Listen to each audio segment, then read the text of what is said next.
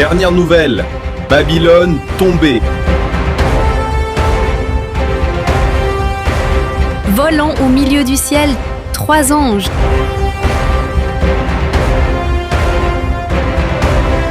Les signes de la fin du monde.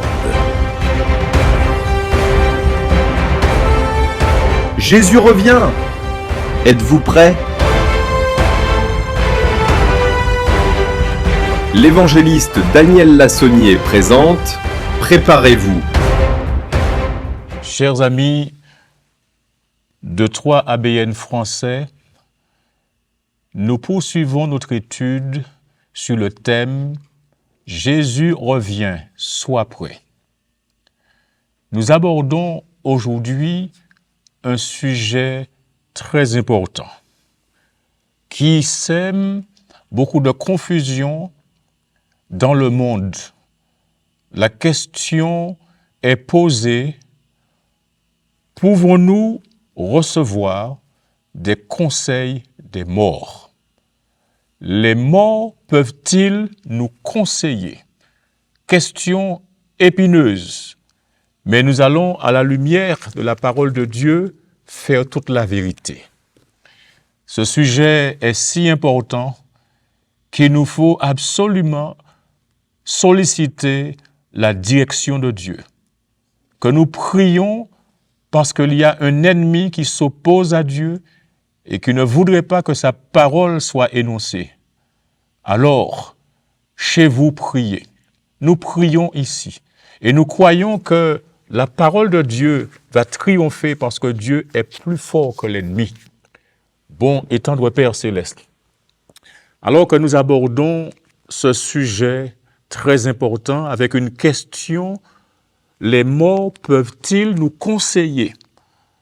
Alors que nous avons passé en revue plusieurs sujets dans le contexte du retour de Jésus, où il nous faut absolument être prêts maintenant, ne pas nous laisser fourvoyer par des doctrines, par des idées, par des idéologies qui ne sont pas inspirées de toi.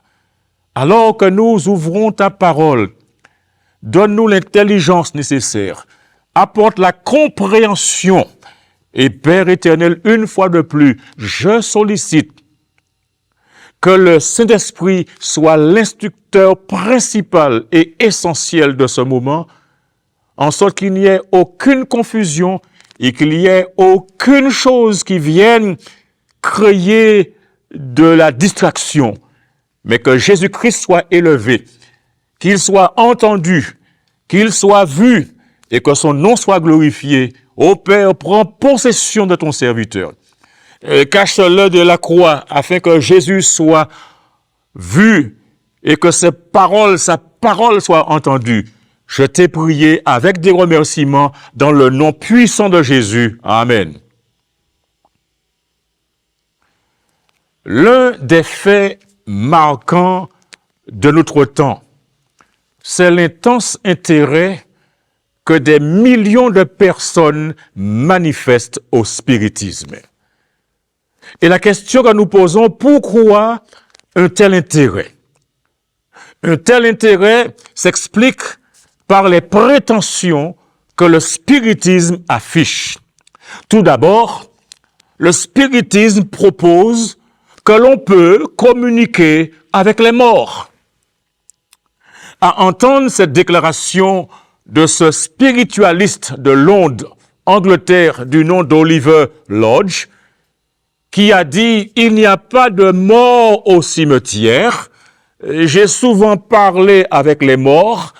Je ne puis douter que les gens vivent après la mort parce que j'ai souvent parlé avec eux. À ce stade, il me semble que cela est nécessaire de définir ce que c'est que le spiritisme. Le petit Larousse apporte une définition, dit que le spiritisme est la doctrine qui est fondée sur l'existence de manifestations des esprits, en particulier des esprits humains désincarnés, pratique consistant à tenter d'entrer en communication avec des esprits par le moyen de supports matériels inanimés ou de sujets en état de transe.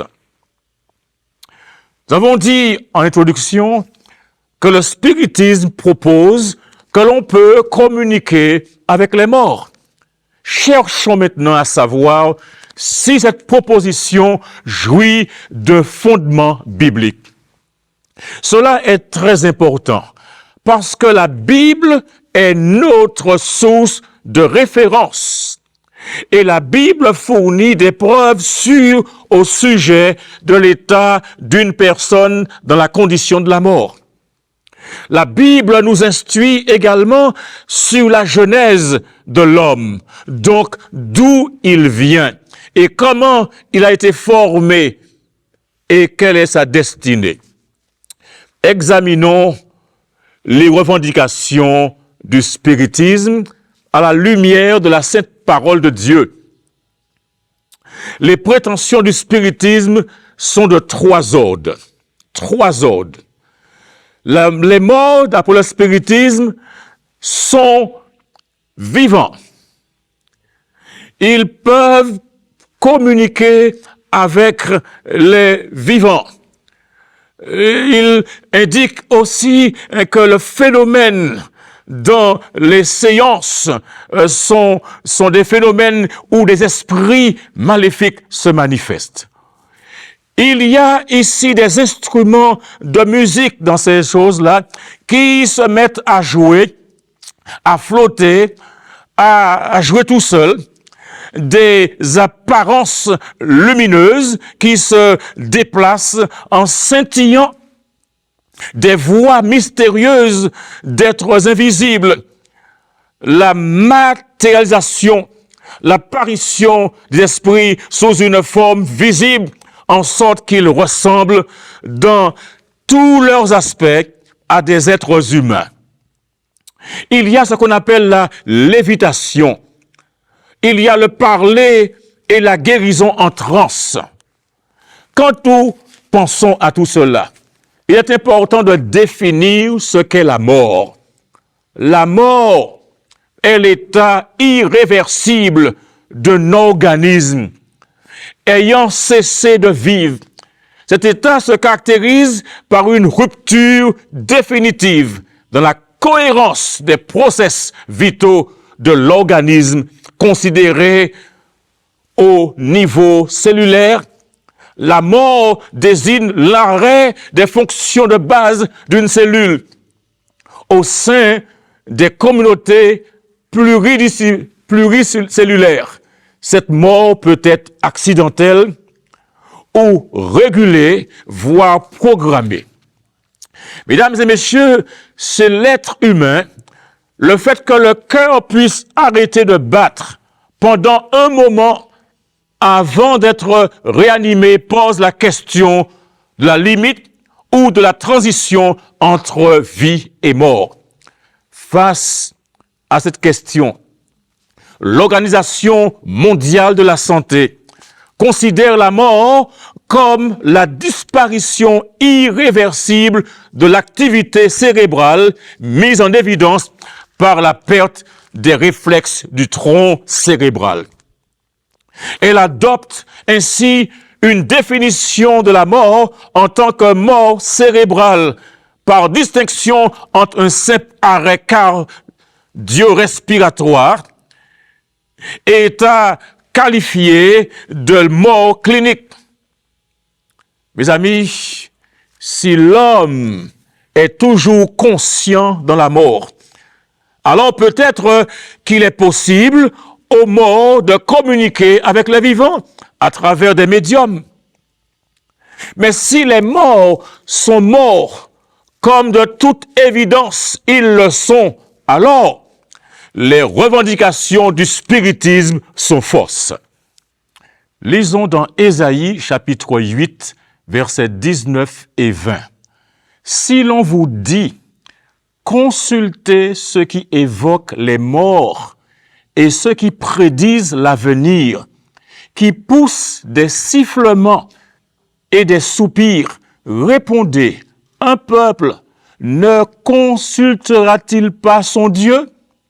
S'adressera-t-il aux morts en faveur des vivants? Verset 20 déclare, à la loi et au témoignage, si l'on ne parle pas ainsi, il n'y aura point d'aurore pour le peuple. Les vivants peuvent-ils parler aux morts?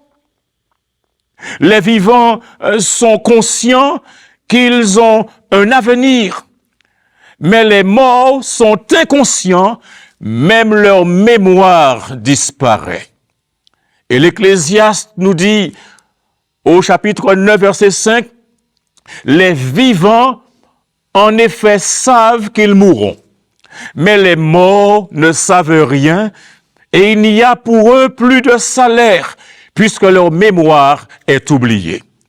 Le souffle que Dieu a soufflé dans l'homme et qui est dans ses narines, tandis qu'il vit, s'en va quand il meurt.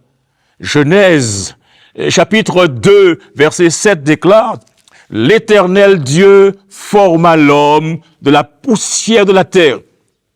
Il souffla dans ses narines un souffle de vie et l'homme devint un être vivant. » Le psaume 146, verset 4 déclare, « Leur souffle s'en va, ils rentrent dans la terre et ce même jour, leurs desseins périssent. » Ces desseins, ces plans, ces projets pour devenir riches, pour devenir grands, ces projets de construction d'une maison sont terminés. Comprenez bien ce qui se passe dans Luc, chapitre 12, versets 19 et 20. « Et je dirai à mon âme, a déclaré un homme, mon âme, tu as beaucoup de biens en réserve pour plusieurs années. Repose-toi, mange, bois et réjouis-toi. » Mais il est déclaré au verset 20, « Mais Dieu lui dit, insensé, cette nuit même ton âme te sera redemandée, et ce que tu as préparé, pour qui cela arrivera-t-il? » Job, dans son livre au chapitre 16, verset 22, déclare, « Les morts ne peuvent pas être ramenés pour apparaître dans les séances spirites. » Il dit en effet, « Car le nombre de mes années touche à son terme, et je m'en irai par un sentier d'où je ne reviendrai pas. » Job poursuit encore, et il dit au chapitre 7, versets 8 à 10, « L'œil qui me regarde ne me regardera plus, ton œil ne me cherchera, et je ne serai plus. Comme la nuée se dissipe et s'en va, celui qui descend au séjour des morts ne remontera pas. Il ne reviendra plus dans sa maison, et le lieu qu'il habitait ne le connaîtra plus. » Mesdames et messieurs, les Écritures nient de façon catégorique la possibilité de communiquer avec les morts. Comme une pierre, une personne morte ne peut pas parler, ne peut pas marcher, ne peut pas voler, ne peut pas crier, parce que le mort est mort. Il est clair, à partir des Écritures, que les morts sont inconscients et ne peuvent revenir. Donc, qu'est-ce qui occasionne les étranges phénomènes auxquels on assiste dans les séances de spiritisme? La Bible nous dit que des forces diaboliques ont envahi la terre quand elles ont été chassées du ciel. L'Apocalypse, chapitre 12, versets 7 à 9, déclare, « Il y eut guerre dans le ciel. Michel et ses anges combattirent contre le dragon. Et le dragon et ses anges combattirent. Mais alléluia, ils ne furent pas les plus forts, et leur place ne fut plus trouvée dans le ciel. Et il fut précipité, le grand dragon, le serpent ancien, appelé le diable et Satan, celui qui séduit toute la terre. Il fut précipité sur la terre et ses anges furent précipités avec lui. Satan, en hébreu, Satan, est un ennemi. Et nous voyons dans plusieurs langues, que ce soit dans l'araméen, que ce soit dans l'arabe, le même nom revient, Satanas.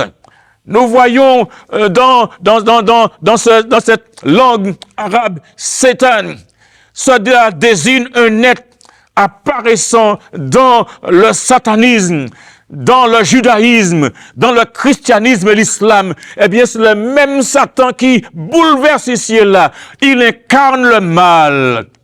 Il incarne la tentation. Créature céleste, il était. Il est à l'origine. Il est l'accusateur, l'adversaire. Avant de devenir le diable, il était le prince. Il est le prince des démons. Ces esprits méchants ont des milliers d'années d'expérience dans l'observation de l'humanité. Ces démons savent des choses sur nous et c'est très facile pour ces mauvais anges d'incarner un mort, de prendre la forme d'une personne disparue, de donner des informations. Maintenant, pose la question. Que signifie le verbe incarner? Le verbe incarner signifie apparaître, se réaliser en quelqu'un ou en quelque chose. Et parmi les synonymes du verbe incarner, il y a figurer, personnifier, refléter, reproduire, symboliser. Les mauvais anges, d'après ce que nous apprenons dans Éphésiens, chapitre 6, verset 12, l'apôtre nous dit, attention, car nous n'avons pas à lutter contre la chair et le sang, mais contre les dominations, contre les autorités, contre les princes de ce monde de ténèbres, contre les esprits méchants dans les lieux célestes.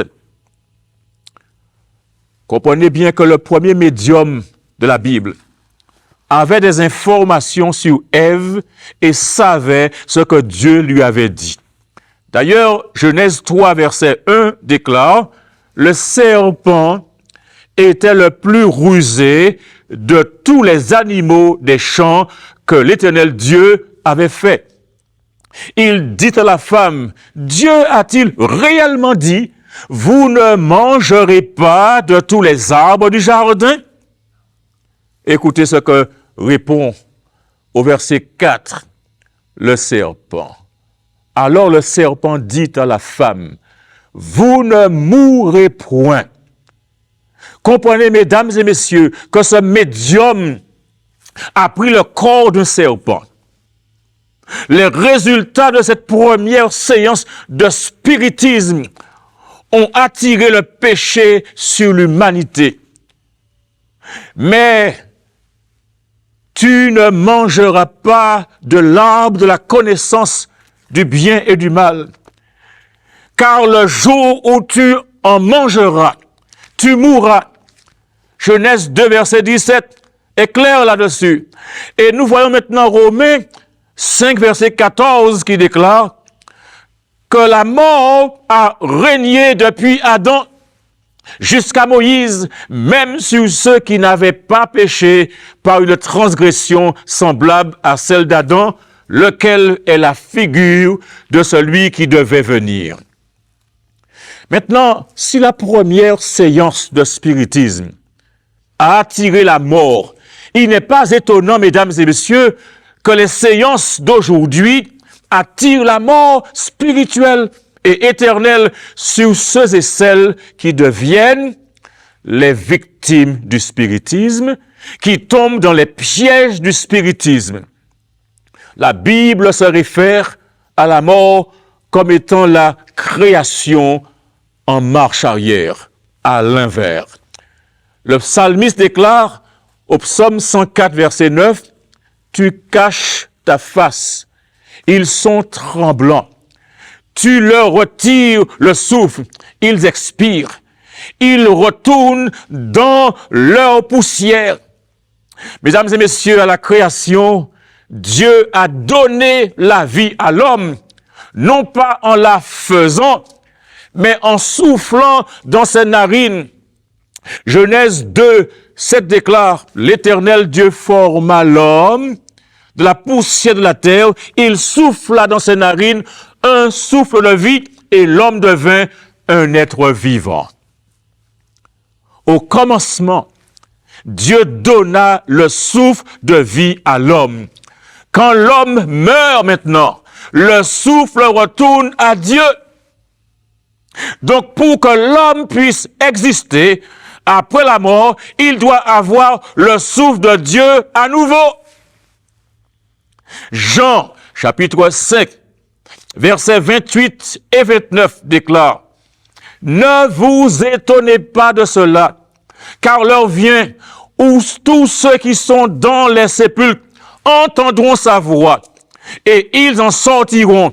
Ceux qui auront fait le bien ressusciteront pour la vie, mais ceux qui auront fait le mal ressusciteront pour le jugement. » La vie de l'homme après la mort a été rendue possible par Jésus-Christ.